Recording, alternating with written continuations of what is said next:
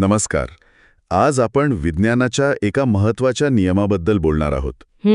कोणता नियम? न्यूटनचा गतीचा दुसरा नियम, तो जो बल, वस्तुमान आणि त्वरण यांच्यातला संबंध सांगतो ना, F = ma. अच्छा, F = ma. हा तर खूप मूलभूत नियम आहे. हो, पण आपण तो जरा वेगळ्या पद्धतीने समजून घेणार आहोत. म्हणजे एका भारतीय कथेच्या माध्यमातून.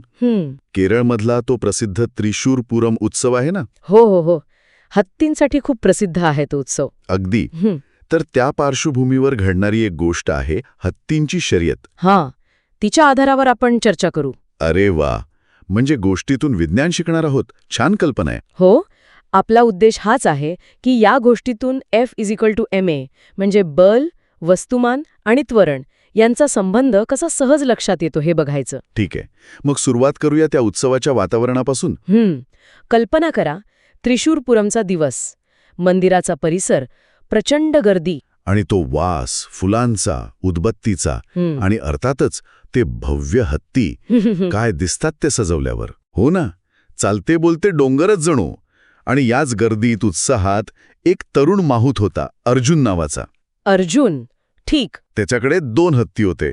एक होता गजराज, म्हणजे नावाप्रमाणेच प्रचंड, मोठा, अनुभवी, वजनदार. गजराज. आणि दुसरा होता अप्पू.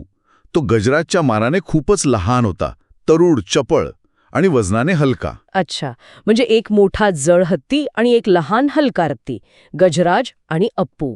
बरोबर.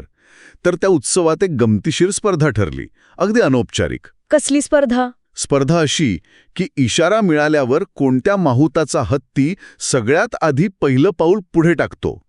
वेग नाही पकडायचा, फक्त सुरुवात करायची, जागेवरून हलायचं पटकन. अगदी. म्हणजे त्वरण, ॲक्सिलरेशन महत्वाचं होतं. कोण पटकन वेग घ्यायला सुरुवात करते ते बघायचं होतं. ठीक आहे, मग काय झालं? इशारा मिळाला. अर्जुनने पहिलं गजराजला इशारा दिला, पाठीवर अगदी हलकासा दाब दिला, नेहमीच्या शांत आवाजात आज्ञा दिली. आता गजराज त्याच्या प्रचंड वस्तुमानामुळे थोडा हळूच पुढे सरकला, म्हणजे दमदारपणे सरकला, पण ती पहिली हालचाल व्हायला जरा वेळ लागला. हो, साहजिक आहे, एवढा मोठा हत्ती. मग आली अप्पूची पाळी. अर्जुनने त्यालाही तसाच इशारा दिला, म्हणजे गजराजला जेवढा दाब दिला होता ना, साधारण तेवढाच. आणि तीच आज्ञा. हो, त्याच सुरात. पण परिणाम एकदम वेगळा. काय झालं? अप्पू लहान आणि हलका असल्यामुळे त्या इशाऱ्यावर अक्षरशः चटकन पुढे झेपावला. अच्छा, म्हणजे गजराजपेक्षा खूप लवकर त्याने पाऊल उचललं. हो, अर्जुनने बल तर साधारण सारखंच लावलं होतं दोन्ही वेळेला, पण अप्पूचं त्वरण गजराजपेक्षा खूप जास्त होतं. म्हणजे अर्जुन सुद्धा गोंधळला असेल थोडा. हो ना, तो विचार करू लागला की अरे, मी तर सारखाच जोर लावला, मग गजराज हळू का गेला आणि अप्पू इतक्या वेगात का? आणि ह्याच साध्या प्रश्नात न्यूटनच्या नियमाचं उत्तर आहे, F = ma. बरोबर. म्हणजे बल, फोर्स सारखं असूनही वस्तुमान मॅस जास्त असेल तर त्वरण, ॲक्सिलरेशन कमी मिळतं. अगदी. न्यूटनचा दुसरा नियम हेच तर सांगतो. वस्तूचं त्वरण 2 गोष्टींवर अवलंबून असतं. पहिलं म्हणजे लावलेला फोर्स. जास्त फोर्स जास्त त्वरण. बरोबर. आणि दुसरी गोष्ट म्हणजे वस्तूचं वस्तुमान, मास.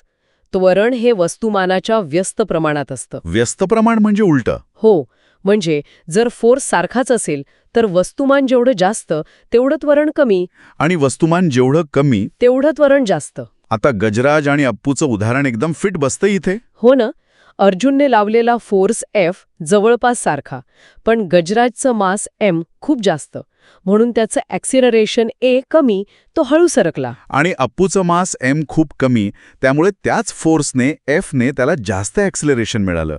तो पटकन पुढे गेला. F = ma. F स्थिर असेल तर M वाढलं की A कमी होतो, M कमी झालं की A वाढतो. हे अगदी पटतंय. आपण रोजच्या जीवनात पण बघतो हे. समजा एक रिकामी सायकल ढकलायची आहे.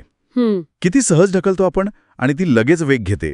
बरोबर. पण तेवढ्याच ताकदीने जर एखादी गाडी म्हणजे कार ढकलायचा प्रयत्न केला, अरे बापरे, ती हलायची पण नाही. का? कारण कारचं वस्तुमान सायकलपेक्षा कितीतरी जास्त आहे. हो. तिला सायकल एवढं त्वरण द्यायचं असेल तर खूप जास्त बल लावावं लागेल, F वाढवावा लागेल. किंवा जर बल सारखंच ठेवलं तर सायकल जास्त त्वरण मिळवेल आणि कार कमी. अगदी. हाच नियम आहे सगळीकडे. तर आजच्या चर्चेतून आपण न्यूटनचा दुसरा नियम F = ma एका वेगळ्या उदाहरणातून पाहिला. त्वरण हे फक्त बलावर अवलंबून नाही, तर वस्तूच्या वस्तुमानावरही अवलंबून आहे. जास्त वस्तुमान कमी त्वरण, कमी वस्तुमान जास्त त्वरण. अर्थात बल सारखं असेल तर. गजराज आणि अप्पूची गोष्ट आहे किती छान समजावते नाही का? हो, नक्कीच. त्यामुळे आता पुढच्या वेळी जेव्हा आपण एखादी मोठी वस्तू हळू हलताना पाहू किंवा लहान वस्तू चटकन हलताना पाहू, मग तो खेळातला चेंडू असो किंवा रस्त्यावरची वाहनं. जीवनात अनुभवायला मिळतो. खेळताना, गाडी चालवताना किंवा अगदी घरात काम करताना विचार करण्यासारखा आहे.